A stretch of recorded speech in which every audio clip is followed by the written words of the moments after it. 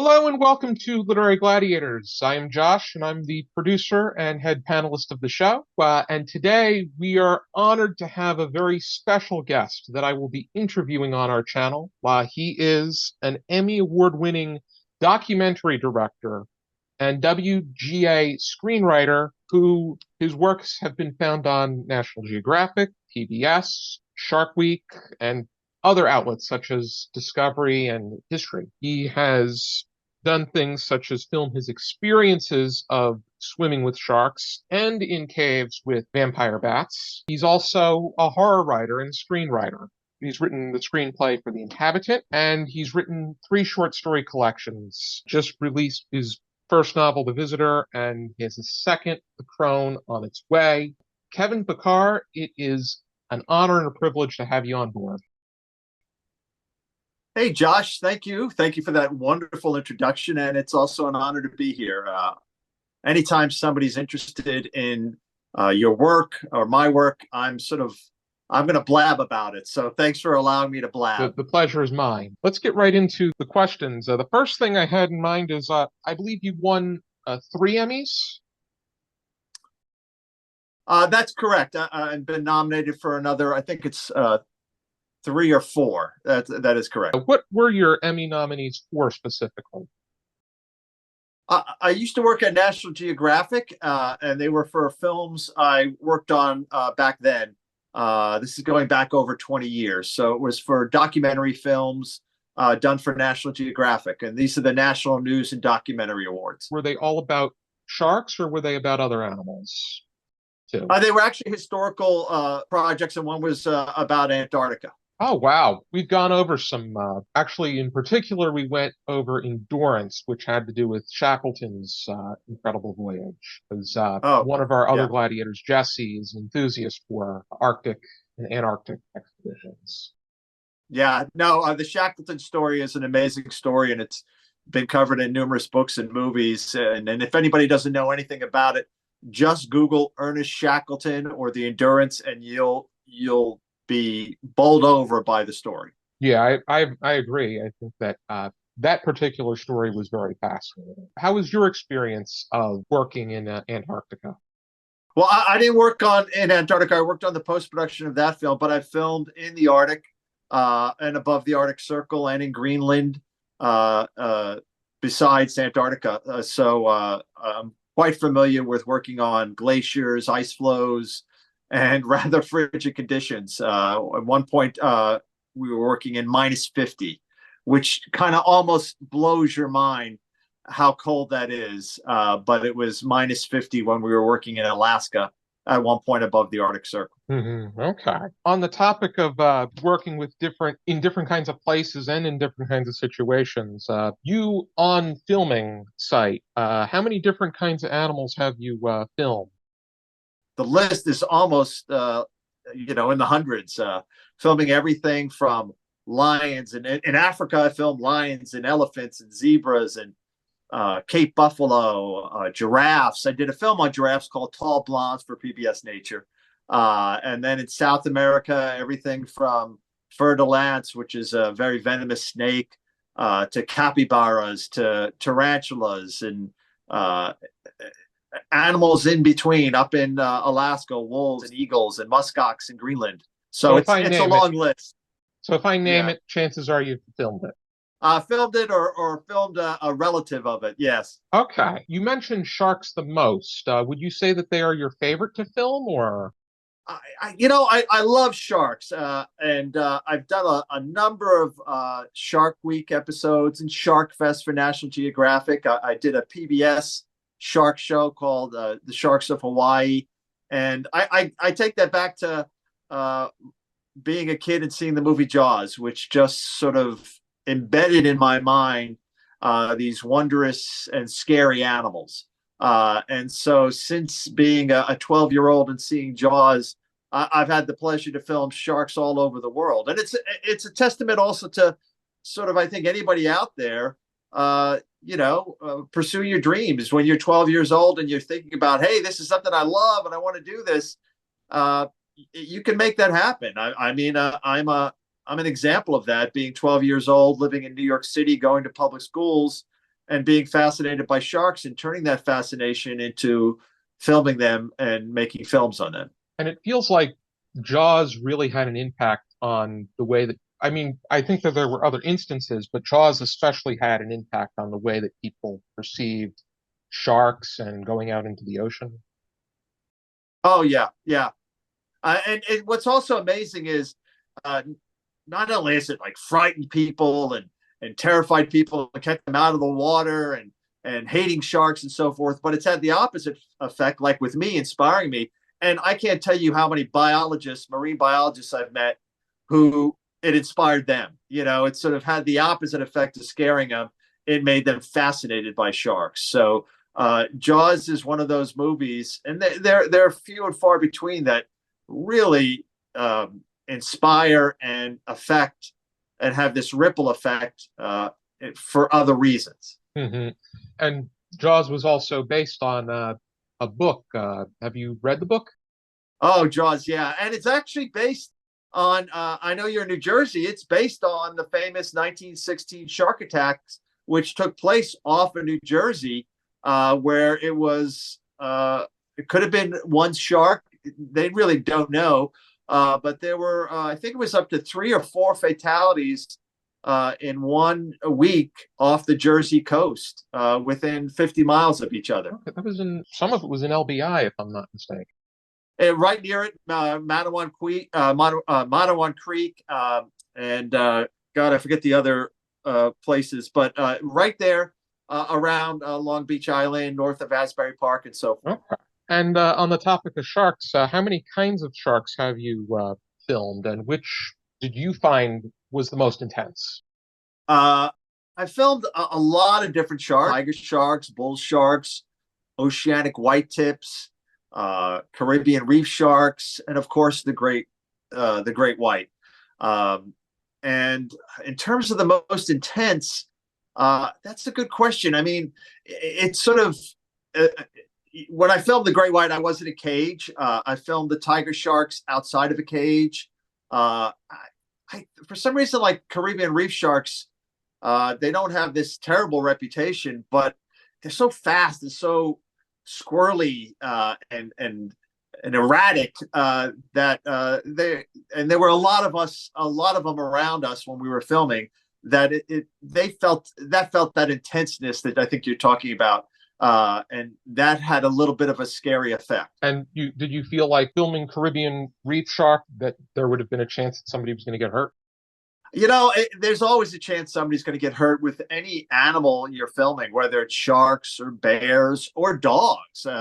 Look, you know, we all know the statistic you know, how rare it is to actually be attacked by a shark. I mean, you have way more chances to be attacked by a dog than a shark. So anytime you're with any type of animal, whether domestic or wild, there's always a chance.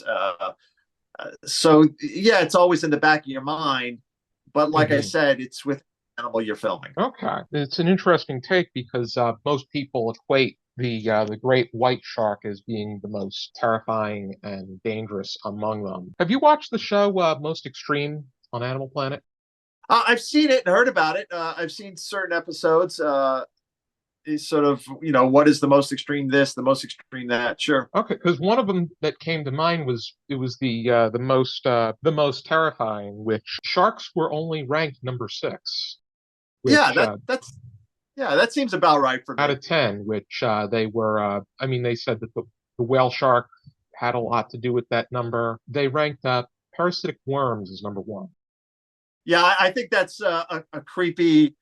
Creeps everybody out. The idea of a parasite, something living within your body. You know, it's the alien Yeah, premise, and so I could definitely see and the that. eggs that they lay too. Yeah, yeah, definitely. And for me, you know, if you ask me what was the most terrifying animal for me, or things that I'm most scared about, it's not bears, which I filmed, or sharks, or lions, or orcas. I've been in the water with killer whales. It's insects. It's killer bees. It's giant wasp. It's bullet ants. That's what scares me the most. Sort of Hmm. The insect world is what terrifies me the most. Oh, and you've had experience filming them, though. Yeah, I filmed giant tarantulas in the jungles in South America. These were Goliath tarantulas, which are about, if I put my two hands together, they're about that big. They're Hmm. called bird eaters. I filmed them. I filmed killer bees. Been stung by killer bees. Uh, been stung by scorpions. It just sort of, I don't know. There's this idea that you could actually somewhat understand the thinking of a shark. You can understand the thinking of a grizzly bear, and usually they're attacking for food or so forth. But there is no reasoning with insects. There's no reasoning with a swarm of killer bees, uh, and you could just walk too close to a nest and you're going to be attacked by them. And that's to me the real terror. And the killer bees don't die upon stinging? Because I Yeah, know. they do. The thing Okay. is, killer bees, they're not bigger than normal bees, and their sting really isn't any worse. Their venom isn't any worse. It's just they're more aggressive and they a little more touchy, so to speak. So you don't have to get as close to the nest or disturb the nest. You could be a little farther away, and if you're walking past a regular honeybee nest, they wouldn't respond. But if you walk past a killer bee nest, they will respond. And they will respond with a force and a tenacity that you don't usually see with regular honeybees. And so that's what makes killer bees so dangerous. And their pursuit, they'll pursue you a lot further than other bees would. Okay. Because I remember in my yard, because we live on quite a decent amount of property, I came into contact with a bee, and I was actually wearing this shirt, the bee like the yellow. Yeah. I Uh, mean, I took off simply, the shirt and brushed it off, and it pretty much solved the problem. I'm not as terrified of bees. I mean, yeah, and I know that once, if they sting, that it would kill them, and that they probably, I mean, maybe they have that in the back of their minds, maybe not. Maybe not the killer bees. I know wasps, on the other hand, they can just sting you, or yeah, sting you and just be on their merry way. yeah, they can keep stinging. And we've filmed tarantula wasps, these huge wasps that will hunt a tarantula or other larger insects. And then what we were talking about before, they'll lay their eggs within the creature that they've killed for the larvae to feed on and then exit. So we filmed that as well. And in terms of your yellow shirt, it looks like a flower, so it's sort of, it'll be attracted to that.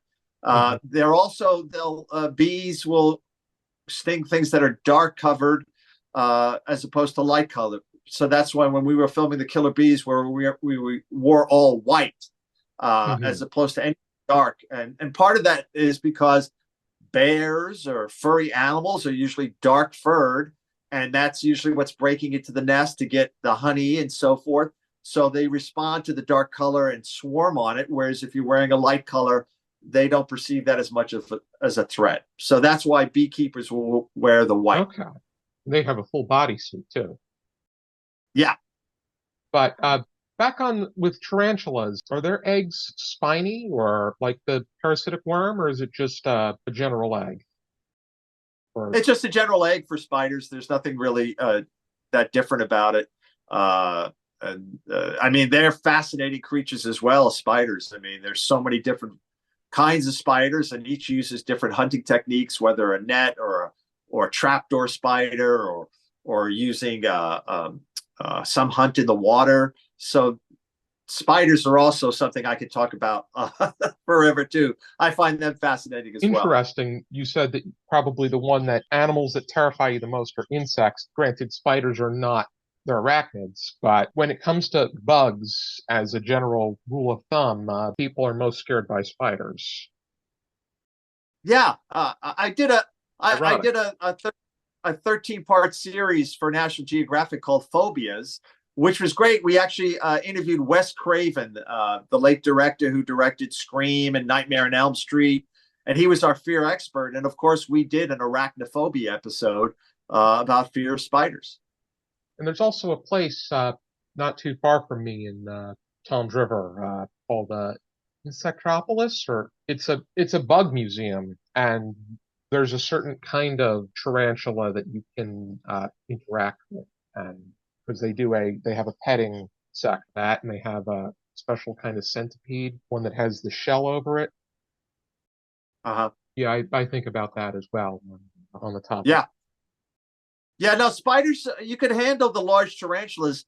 They're not super aggressive and they'll crawl over you because they'll just look at you as like a log or something to crawl upon. So that's why you could see people handling them. I've handled them. They're not this aggressive. They're going to just bite you and so forth. They'll crawl on you just because they think they're crawling over a rock or something. One of the questions that I had was we're going all the way back to sharks. Would you happen to have some trivia about sharks that most people may not know? Trivia about sharks. Let me think. A good one is that a lot of people probably might not know that sharks have ears. It's sort of like, wait, I don't see ears on a shark. Where are the ears? And they actually do have ears. They're two little holes, sort of like behind the eyes, that leads to an inner ear canal, and they can hear sounds from 200, almost 300 feet away. And of course, they're geared more towards low frequency sounds, such as splashing and so forth.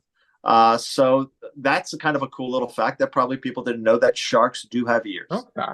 Have you worked with the cookie cutter shark?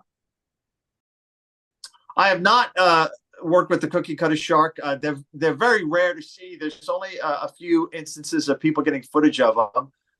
The cookie cutter shark is a small shark, and they will leave circular bites on their prey.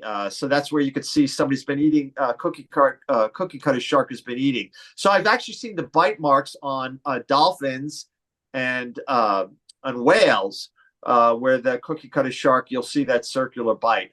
But I've never filmed one in the wild, but I've seen their bite marks. Okay, because on that most extreme show that we were talking about, it's viewed as the number one biter. And then when they had like a compilation of the most extreme period, it was number one on that list too.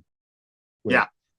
leads me to believe it may signal that it's the most aggressive, or it's just known for its bite. Yeah. It usually works in very deep depths. So that's why nobody's been bit by a cookie cutter shark. It's only fed on other marine prey. So I don't think there's any time in human history that somebody's been attacked by a cookie cutter shark. And again, they're very small sharks. Okay. Yeah, I saw a picture. It seemed like it was the size of maybe a large machete. Yeah. Yeah, and they're very thin, almost eel-like in their body structure. You heard of the reaction books? No, I've not. What are the reaction books? Yeah, actually, Reaction's a publishing company, and they're known for their animal series. So it's a different writer that they may do a whole book about sharks, and it's about their biology of sharks, the sharks in pop culture, sharks in the media, and just any kind of information that you would want to know about any human animal. There's one about bees, one about like the rhinoceros, and they do that with other things too. They have with food and drink. They have it with nature. So when I think about having access to so much about animals, I think about that series. Yeah, no, I'm not familiar with it, but I'll check it out. Yeah, and University of Chicago Press does a lot of publishing on that. They publish a lot of, or they're the ones that distribute a lot of. Reaction's the publisher. But, Gotcha. Anytime I've ordered them, it's come through, and then I've ordered through them. Was there anything that that we may have not touched upon as far as your work as a director is concerned? Because otherwise, what I love is because I've been this director of documentaries and done such a wide breadth of documentaries. I do natural history is kind of my main genre that I work in, but I've also done historical. I've done action adventure. I've done stuff on movies. Did a documentary on Jaws where we got to interview Spielberg on the making of the film. Done films which have put me in the backseat of cop cars doing ride-alongs. What all this has allowed me to do is when I channel that experience into writing, I think my writing becomes a little more authentic than maybe people are used to, because when I'm writing about what the sound of a gun sounds like, or the smell of a body that's been out in the field for a certain amount of time, or being in the avalanche and hearing the sound of the snow, it's because I've experienced those things, some for the better, some for the worse, but I've been there when those moments have actually happened. So when I'm writing about those moments, it feels authentic. I think the reader's picking that up. It's not coming off of a Wikipedia article, but Hmm. from somebody's real experiences. So I think that's where my documentary work has benefited me as a writer. It definitely defines writing what you know, and you have a huge leg up with your experiences with so many situations, and especially with the historical. If you incorporate historical aspects into your horror, which writers like Dan Simmons have done before. We're going to move right into your writing. The first question, I think, is a good gateway to talking about your being a director of documentaries to getting into writing. What inspired you to go from directing documentaries on animals to also writing horror, and writing horror in particular rather than in another genre?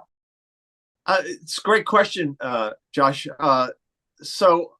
I still direct and work on documentaries, but I've always had this love of movies and love of books. And I just, a few years back, I had a slow period in my work as a documentary filmmaker.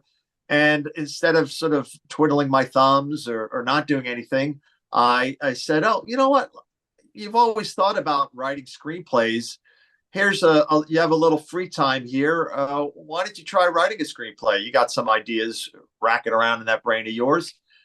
So I actually wrote a screenplay, and that led to other screenplays, which eventually led to the screenplay that got made into a film and was distributed by Lionsgate 2 years ago.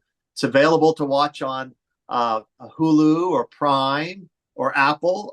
It's called The Inhabitant, and it's a horror movie, and it's based in the Lizzie Borden myth. But that's how I transitioned from strictly sort of documentary film work to the writing, is through a down period and writing screenplays. That is quite something. I will have to check out The Inhabitant. I'll admit I'm more of a I read more horror than I watch horror. What made horror interesting to you rather than another genre? I've always been a horror fan, from being a kid, whether The Exorcist or Jaws, which I consider a horror film. It's sort of a horror adventure I would hybrid. agree.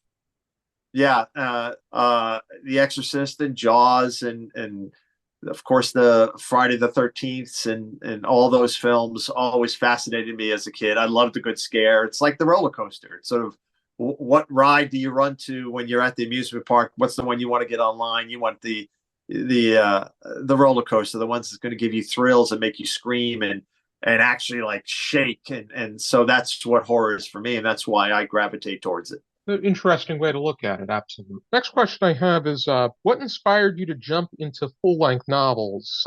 Was there any real-life inspiration for your new book, The Visitor, or was The Visitor either part of your imagination or an answer to a what-if question? So what happened was, I've been making the documentaries, and I write my documentaries, and then I started writing screenplays and had success on in that end. And then about 2 years ago, maybe a little more, there was a trend in Hollywood to purchase and start making short stories into films. And now that's been going on forever. Every other screenplay that's written, or every other Stephen King film, is also usually a short story of his. Not only they made out of his novels, but they've short stories. And so I said, hey, let me start looking at the short stories. And so I started to write some short stories. And I got a few of them together that I released my first collection called Dread, and started writing more. And then the writer's strike hit last year in 2023. And I had all this downtime again, because you were basically on strike. You couldn't sell or really kind of do anything with your screenplays. So I utilized that time, which was almost 4 months, to write a number of short stories, and was able to release two more collections, which was Creep and Cursed. And I enjoyed that so much. I loved writing the short stories. And on my last collection, there were a couple short stories that were about 9,000 words, 10,000 words. And so it was sort of, hey, can you think you could expand that to novel length, which is usually in the 60 to 80,000 word range? And that led to me writing The Visitor, the novel, my first novel, The Visitor, which is in the horror realm as well. Okay. Tell us a little bit about The Visitor, but of course, not too much. Sure. Yeah. No, we want to sort of hold that mystery there. So the Visitor uh, is a horror novel. It's not a gory novel. It's not a splatter novel. It's more in the horror realm, Hmm. uh, and it's about a woman and her dog who head up to a cabin in upstate New York. She's a writer. She's working through some trauma in her life, and she's writing a memoir. And she's up there in the middle of winter. And while she's up there, she's waiting for her boyfriend to join her, and she starts seeing some interesting, strange things around the cabin. On the hike to the cabin, there's some signs in the snow that she's not used to seeing. There's a blood patch. There's weird tracks, weird sounds, and before you know it, she gets a visit by the visitor, and next thing you know, she's fighting for her life, and her dog is right by her side, battling with her. Hmm. Okay. I do plan to purchase that and your short story collection because I do a sense of merit in the short story category of writing. I see that The Visitor is the first book in a series called Houses of Horror. What's going to connect the books to make them as part of a series, and how many books do you plan to have in this series? Thanks, Josh. It's a great question. It's going to be a three-part series, and it's called Houses of Horror because each book is going to deal with where we live and our abodes, so to speak. So the first one, The Visitor, is takes place in this cabin, uh, and the second one, called The Crone, takes place in a house in a suburban neighborhood, and the third book, called The Apartment, takes place in an apartment in New York City on Roosevelt Island, which is this island which is between Manhattan and Queens, and has a really interesting history. So each of them will deal with a different kind of dwelling, and deals with sort of, we feel really safe in our homes. It's our castle. It's where we shut the doors and we're sort of cozy and safe. And my books deal with, well, what happens when that feeling of safety and coziness gets upended, and where we think we're safest is actually where we're at most risk, and where the scariest things can happen. That that does very much fascinate me. Yeah, and have you read Ray Bradbury's Dandelion Wine? I did, but I will say it was literally in high school. Illustrated Man, and all his books, the Martian Chronicles, read them all. But Hmm. it's been so long, I don't remember Dandelion Wine. Okay, because there's a scene that deals with the exact irony of the danger of your dwelling, where you're trying to escape danger and go to somewhere safe when, in actuality, the tables turn, or per se. Look, it's a common trope in horror, whether you're talking about the movies, the recent movies like The Purge, which you're supposed to gain safety to your home, or A Knock at the Cabin, or Strangers, where people are stuck in their home. It's a common theme, and it's also themes in literature throughout the years as well. It's this idea where we think we're safe and we're not, goes to something I think primal, because going back to when we, were really hairy and dragged our knuckles, we thought we were safe in caves, and sometimes we weren't. So this idea of safe places that aren't, I think, really sort of connects with certain people. Okay. I'm gonna keep my eye out. I'll be interested to see that trend. And with regard to your horror short stories, do you touch upon any particular themes or do you examine all different kinds of things, and that may include your experience of working with insects. Yeah, no, again, you're spot on. I do cover everything in my short stories, but I would say over 50% of them are based on the natural world. They're based, I take experiences that I've had and give them a twist, whether it's an animal, whether it's a place. I've taken sort of my experiences as a documentary filmmaker and a natural history filmmaker and kind of taking my experiences and giving them scary spins. There's a story in one on mosquitoes that turns really macabre. There's a story on bed bugs. There's a story on a person going on a hike in the desert that becomes terrifying. There's a story about a forest and where we think we're just going for a hike and suddenly it's a matter of life and death. So I would say 50% of my short stories are in the natural history world. Okay, I'm definitely intrigued. I know you said that insects in general scare you the most, and you named a few. Is there one in particular that you'd have at the top of your list? Ooh, that's a good one. Boy, big scorpions terrify me, though. Even though their sting isn't that bad, there are a lot more insects that are much more painful. But large scorpions, because you can get a scorpion that almost looks as big as a lobster, and boy, they're scary looking. And if I saw one in, like, I'd rather see a mouse or a rat in my apartment than a scorpion. I mean, what I think of with the scorpion is they carry their young on their back. Yeah, It's kind of like it's like that scene where the big monster and the little monsters come out onto them, or have little monsters on them too. yeah, no, it's surprisingly maternal for it being an arachnid, the way scorpions treat their youngs, and certain spiders do that too. Hmm. It's good to know, though, that a good explanation to what makes scorpions as scary as they are, at least from your perspective. Yeah, and it's just the ability for them to crawl anywhere and go anywhere and kind of disappear behind some place that you're not going to be able to find them. And so it's sort of like, what do you do? Um, I find that, like I said, with a mouse or a rat, you can put those traps and stuff, but it's not going to work for a scorpion. So I don't know. Insects or arachnids and bugs in the whole give me the heebie-jeebies. Okay. I mean, that's a reasonable explanation, because I think a lot of people they get heebie-jeebies over different kinds, but I mean, some were that like spiders and even scorpions, bees, things that Yeah. already got. The next question I have is back into with regard to your horror writing. Are there any particular horror writers that inspire you and your writing?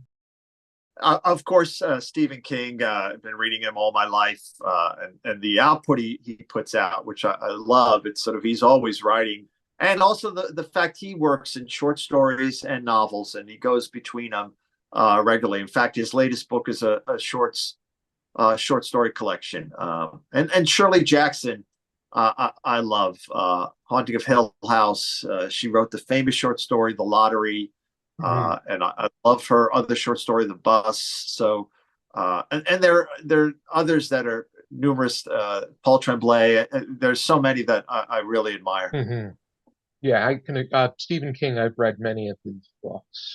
He's great as far as his novels, his novellas, his short stories. I do want to read more of his short stories because most of the collections that I've read have been novellas, like Different Seasons has produced two of his finest films, Rita Hayworth and The Shawshank Redemption. Right, and the Body, which became Stand by Me. Yes. Yeah.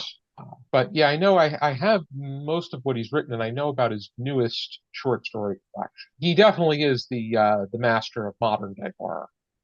The Shirley Jackson I really admire as well. I liked her short story Charles, which has to do with a boy who causes all this mischief at school, and he blames it on this kid named Charles. But the parents are believing his stories. But I did read The Lottery. I read The Haunting of Hill House. I want to read We Have Always Lived in the Castle.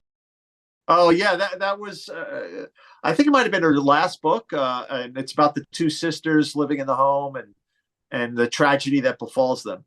Yeah, I haven't read anything by Paul Tremblay. Yeah, horror is a very an interesting area. It's an area of interest for me. I definitely want to incorporate yours as well into my collection. Speaking of books, where can we find your books? My books are available on Amazon, so they're all available. The short story collections, Dread, Creep, and Cursed are all available. The Visitor is available, and The Crone and The Apartment are available for pre-order. So you just got to go to Amazon and Google either Creep, Dread, Cursed, or my name, Kevin Bachar, Bachar, and you'll find them there on Amazon. It's easy to Okay, find. and I'm definitely going to leave a link down below. We can find them in all modes, print, ebook, that kind of thing. Yeah, there you could get them in ebook or paperback. And if you're a member of Amazon Kindle Unlimited, you could read them in Kindle Unlimited. No audiobooks yet, but I'm looking to do that within the next year to release everything on audio because I know that's really It's popular. becoming popular, Yeah, yes. Are you going to be the one that narrates it, or are you going to have somebody narrate it? I'll probably have somebody narrate it. I don't know about you, but I hate the sound of my own voice when I hear it. I don't think it's bad. You do a good job. I think you're a good speaker. Thank you. The last question that I have is, what kind of projects do you have forthcoming aside from what we know about as far as be it documentaries or writing projects? In terms of documentaries, I'm working on a project now on raptors, which are falcons and hawks and eagles in the Middle East, and how they're becoming endangered. So I'm working on that project. And in terms of writing, I'm continuing in the horror realm, but I'm also starting to write some thriller mysteries as well. So those will be coming out as well, probably in 2025. So look for some more horror, but also some thriller mysteries as well. And it's pretty impressive that you're coming out with them as quickly as you are, because usually it's usually a year or two in that divides particular works between The Visitor and The Crone. It's a few months, and I think The Apartment, I guess, is coming out next year as well. Yeah, look, I subscribe to Stephen King's sort of method and his sort of advice to try to write 2,000 words a day. And so I really try to stick to that. And if you do that, you're going to have a novel written in about 2 months and enough time to go through it and have it proofread and do edits and so forth. So it's a question of how disciplined you are and how much you're really sort of looking at it as a job, as your work, and Mhm. also how much you really love writing, how much you love putting those stories from this part, in the brain to your fingers, and then for somebody to read. So it is possible to be on that schedule. And how do you find the discipline to write 2,000 words a day? It's sort of like it's waking up and at a certain time every day. So it's like, okay, do this, do that. 9 o'clock, 8:30, I'm writing. Okay, boom. I take a break for a half hour for lunch. Boom. They keep writing and writing until I sort of either am too tired. So sometimes I'll be writing till 7 or later if I'm really sort of like it's really flowing. Hmm. It's just looking at it as sort of it's your job and it's fighting the distractions because when you're on your laptop or your phone is right there, it's very easy to go like, oh, let me try that website. Oh, let me go to YouTube. Oh, let me scroll through TikTok a little. So it's that discipline and that Hmm. commitment that I think you really need. And I think all writers who really look at it as their occupation have that discipline. Okay. And as a writer, do you consider yourself a planner or a pantser? Uh, so I'm definitely a pantser. I don't really plan out. The most I do is maybe I write a few uh, words down as to sort of like bullet points of things I want to hit along the story I'm going to tell. But I don't do extensive outlines. When I write a screenplay, it's the same thing because there are people who will put the index cards up and they'll have 30 index cards and they'll write all those and they'll do extensive character backstories and this and that. and I'm just more just open up the laptop and start going. Okay. That's good information to know because I myself like write. Well, I haven't. I need to develop more of the discipline to do so, but it's something that I enjoy doing. Yeah, it's if you love to write, you're going to write because it. I mean, people who I think who don't understand it truly, but when you're writing, it's also like when you're reading. It's the Mhm. same as when you're writing. If you love to read, you love to read because you're transported to that place. And when you're really reading, it's just like a great movie and a great book. You're there. It's an out of body experience. The rest of the world disappears when you're watching a great movie. It's same when you're reading a great book. The rest of the world disappears. You're at that space.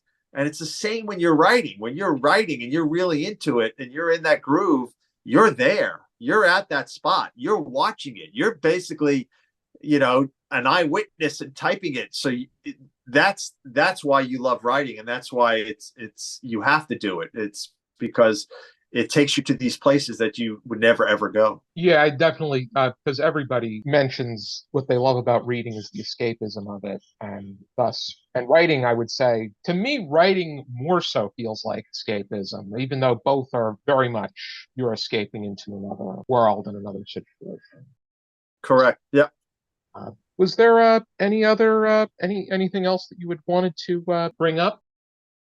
No, this was great. I mean, like I said at the beginning, I'm always fascinated and loved talking about my work. I guess that might make me a bit egotistical, but I love talking about writing. I love talking about animals. I love talking about books and so forth. And so this was a pleasure. I loved it. Thank you so My much, pleasure. Josh. I too love to talk about things that interest me, and there are many in between. If you want to check out Kevin Bacar's new book, I'm going to leave link down below to his Amazon. His new book, The Visitor, was released on Friday, July 26th. He's got a book coming up later in the year called The Crone. You could also find his three short story collections as well. And if you want to look into his films, you can go online and see The Inhabitant and Jaws versus the Boat. Right. Yeah. I think if you Google my name, you'll find lots of links on how to see my work, watch my work, read my work. I'm pretty established on the old World Wide Web there, so you won't have trouble tracking my stuff down. Already, that sounds great. And I would highly encourage you to check him out because I'm going to be doing just that.